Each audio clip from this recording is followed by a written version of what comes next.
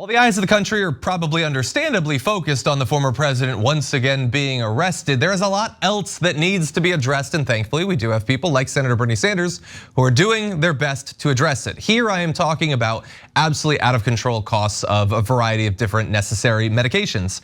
And Bernie is getting pretty aggressive when it comes to his efforts to put pressure on the Biden administration to finally do something about it. And it comes in a variety of forms, both rhetorically, like with this tweet that he sent out yesterday saying, now is the time for the Biden administration to take executive action to substantially lower the price of prescription drugs and to take on the corporate greed of the pharmaceutical industry. That's good. He should continue to put people's focus on that. It's a reminder of how different this country would be had we gone with Bernie in 2020 or even better 2016. But he's doing more than just talk about it.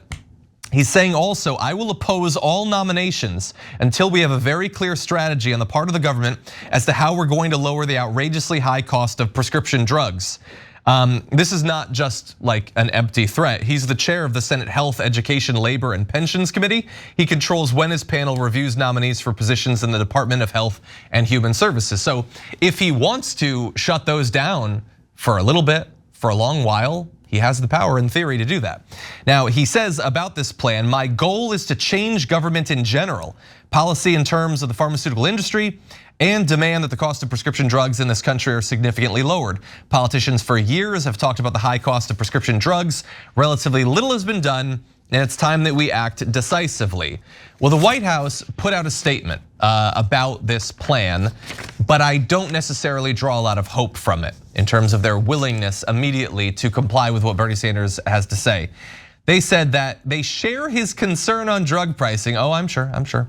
Which is why Biden signed into law the Inflation Reduction Act, the most consequential law addressing the high cost of prescription drugs. Which would be a good point if it solved the problem. If suddenly people were not scrimping and saving to get life-saving medication, or just having whole classes of medication being effectively financially barred to them. Medications that are available and affordable in other parts of the world, but in the #1 country in the world are a pipe dream. Jordan, what do you think? Bernie's gonna be painted as a villain for doing something that, if successful, would drastically improve the lives of millions of people in this country. And the cost of drugs here are astronomical compared to other developed countries. And he's doing something and employing a strategy that is for sure going to make him the villain among the Democratic establishment. So they're going to say, hey, he's blocking these nominations. We finally can do these nominations now that Feinstein's back, and he's gonna block them. So what? I mean, nothing's gonna happen as a result of, nothing meaningful is going to happen as a result of the Inflation Reduction Act. But we should not do this because you want to appoint people to positions who are ultimately not going to do anything meaningful there either. No, this is an opportunity to do something about a very real issue that both parties allegedly care about. Do it, solve it right here. Here's your opportunity. Let's do something about it. Use the bully pulpit, go around the country and talk about this issue. Everybody cares about it. Almost everybody is affected by it. And use that leverage, use this moment right now to do this, but they're not going to because they want to just make everyone think that this one piece of signature legislation that they passed is the be all end all, and it's not. They're really just gaslighting people. Yeah, 100%.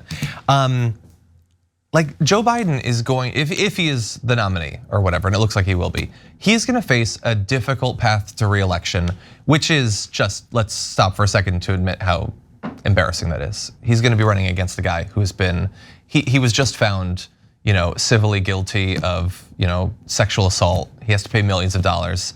He's on the line potentially for the hush money payments, for the classified documents that he stole, probably for Fulton County as well, probably for January 6th as well. And he's like, Biden's narrowly losing.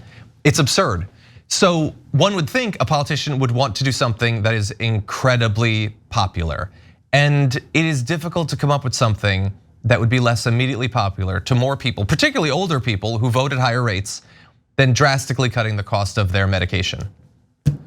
I just don't understand politicians sometimes. I mean, I do. They don't want to do it, not because they question whether it would help them electorally, but because they actually put the interests of the donors even over the continuation of their own political futures. It's absolutely insane, but it's why so little is done.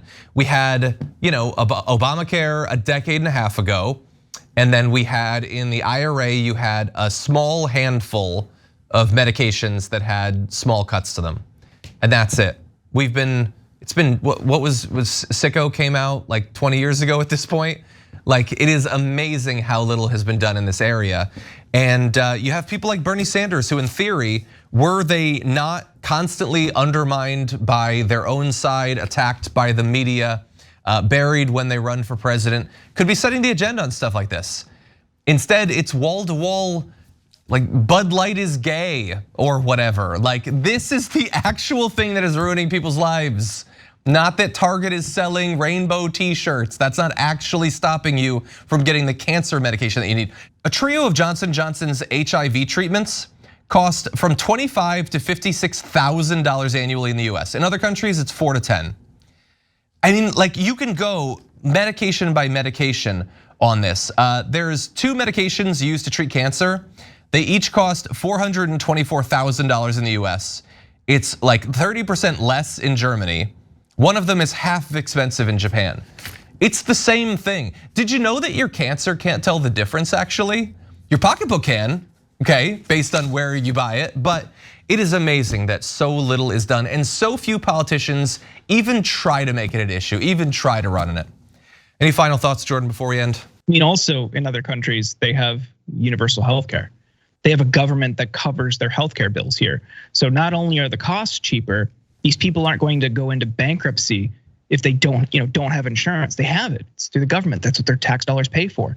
Here, if you don't have insurance, you're screwed. How are you gonna what are you gonna do?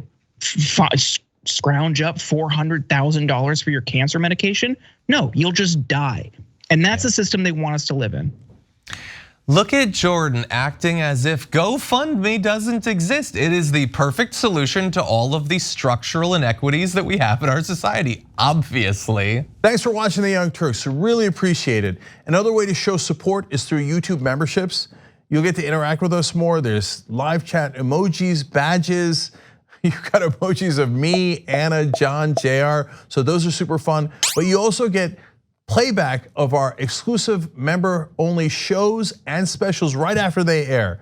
So all of that, all you gotta do is click that join button right underneath the video. Thank you.